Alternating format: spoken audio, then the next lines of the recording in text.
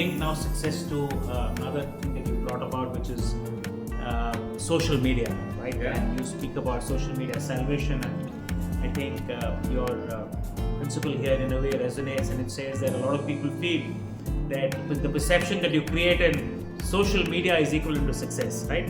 And you talk about the 10-90-1 rule, which is that 10% of the people who account for 90% of the social media posts can take credit for no more than 1% of the work done. Now, a lot of folks would be quite upset listening to that, because I think today people are busy with social media, and I think they see that as a way of engaging and what have you. So how would you really respond to that? I think that's a very, very pertinent question. And I don't think in today's world you can tell people to be secluded from social media, right? There's some people who are very active, there are others who are not very active in posting, but they are always there looking at things. So, there's something very interesting I read which sort of resonated with me, which is that a lot of things which are successful on social media are what is called mimetic, which really means that these are ideas that have the ability to spread. They go viral because either they have rage, they have sentiments like that, or they have, something which is quite outrageous. I feel that it is very important for most people to be in social media, because that's also a way of consuming news. It's a way to do various things. It's part of life.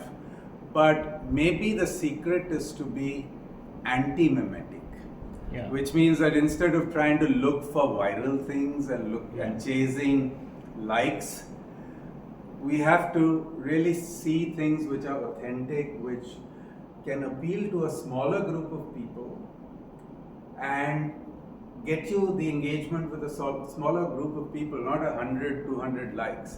But anti-mimetic ideas, in fact, are ideas worth spreading. They're not ideas that spread naturally, but they're ideas worth, because they take a lot of energy to sort of, understand and be able to sort of make sense of it. That's right. So that's my thought. So I just wanted to focus a little bit around business social media.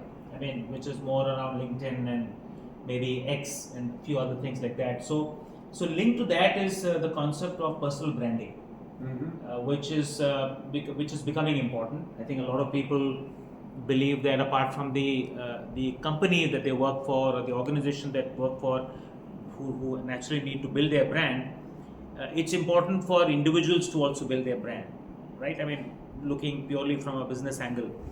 And that's something that I, when I mentor entrepreneurs and young people, and people talk to me, the one of the questions I ask them is that, how active are you on LinkedIn?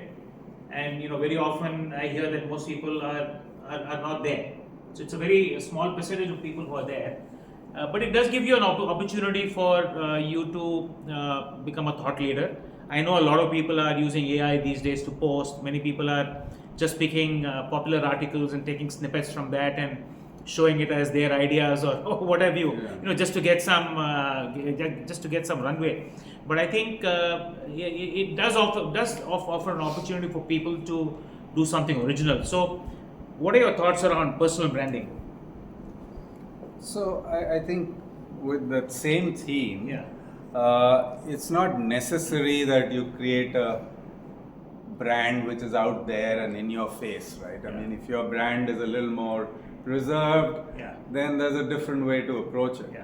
But maybe the sort of a succinct summary of what I heard you say, and I agree with it to a great extent, is that you find whenever there is something important, something unique that you have to say, by all means say it, right? But you don't, and that's where I feel that trying to figure out what the algorithm is and trying to beat the algorithm is a mug's game, right? Because then it's what is mimetic, you'll get the likes, but I think like a lot of what you do, and I'm not saying that because we are talking here, is that there is a unique thought.